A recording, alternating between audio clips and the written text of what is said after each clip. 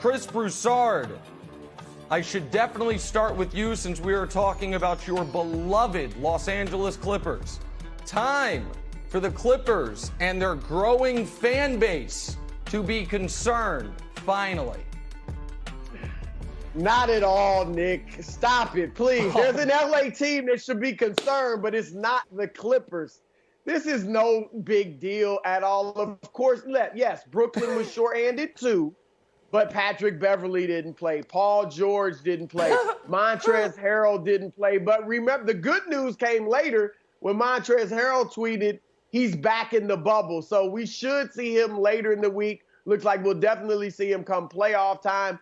That's the good news for the Clippers. But no big deal. Now, I did think once they pulled close to Indiana in the third quarter after falling behind by 21 points in the first quarter, I thought they'd go ahead and close them out. That was a little bit surprising to me.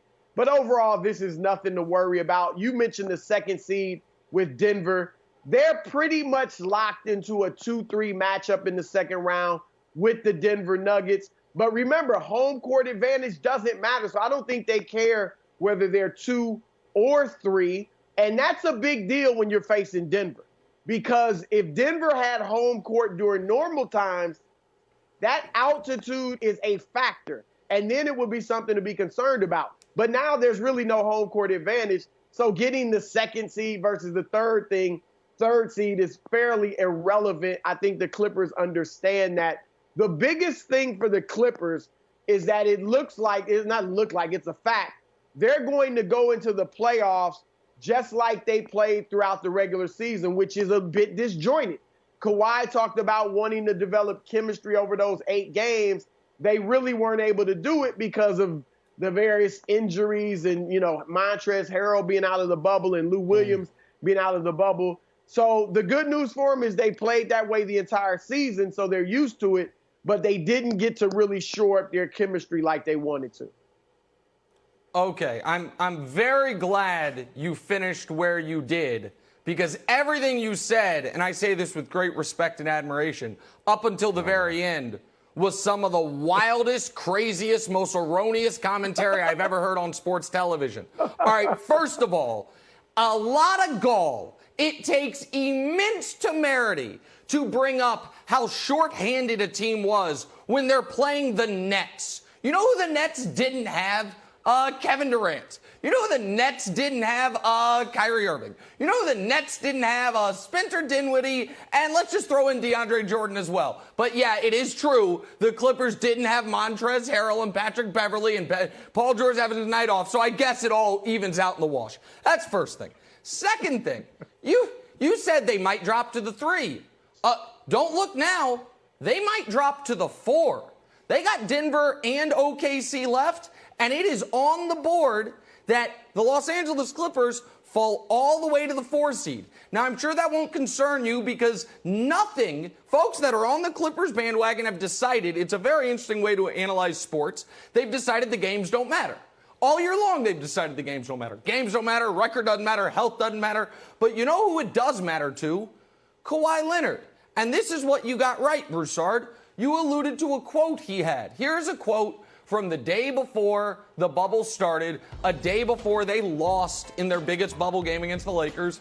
We've got 8 games to get ready for the playoffs. We've got to use these games to build some habits and just build some team chemistry, really, end quote. Now, for most teams in the league, they built those habits and chemistry before the stoppage, but because the Clippers' best player, takes a couple days off a week, it's got a nice little schedule, it was harder for them to do that.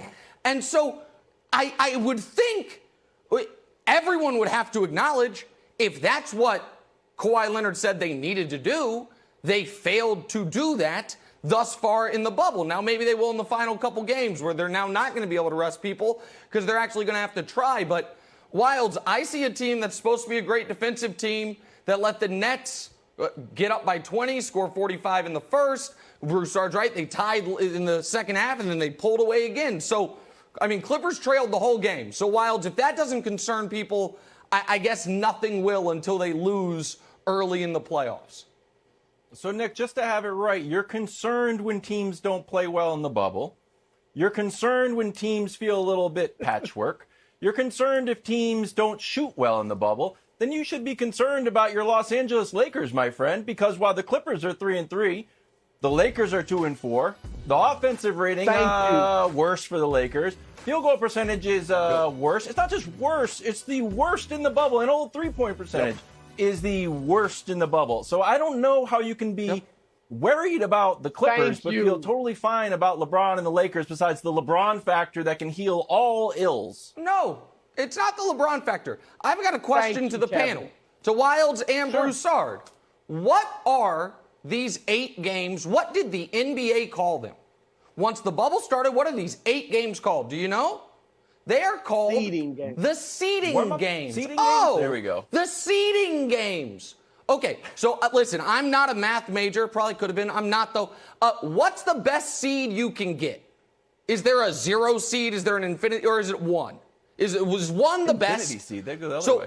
Did the Lakers clinch the 1 seed after starting 2-1 in the bubble and beating the Clippers and then beating another Western Conference foe in the Jazz? I think they did. I'll have to check my sheet. Okay. But I think they let's did. Let's not worry about the Bucks. Bucks So it's almost as if it's almost right. And by the way, I'm not that concerned about the Bucks as other people. This is sad. So Broussard. This is sad. What do you mean it's sad? Broussard. One team can fall to the 4. The other team clinched the 1, beat the Clippers, and has clearly been coasting since then. It doesn't take a rocket scientist to see the difference there, Broussard. This is sad. It really is. You tickle me, Nick. For you to be so concerned about the Clippers, but just brush off the way the Lakers and Anthony Davis are playing, because that's your problem. Anthony Davis is struggling badly. Okay? Wow. That is so ridiculous, Nick.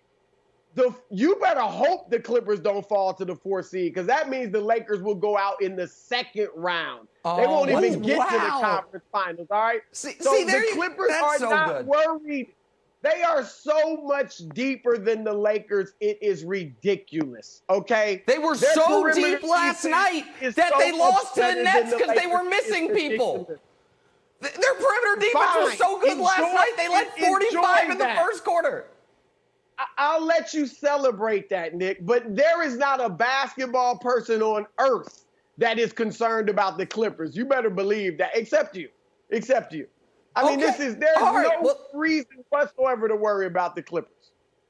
So then Wilds, if Broussard is right, and he's got his fingers very firmly on the basketball pulse of America, that no one is worried about the Clippers, then my initial hypothesis is proven correct immediately, which is the Clippers are in this very weird spot I've never seen a team be in, which is how you play does not matter in evaluating your team.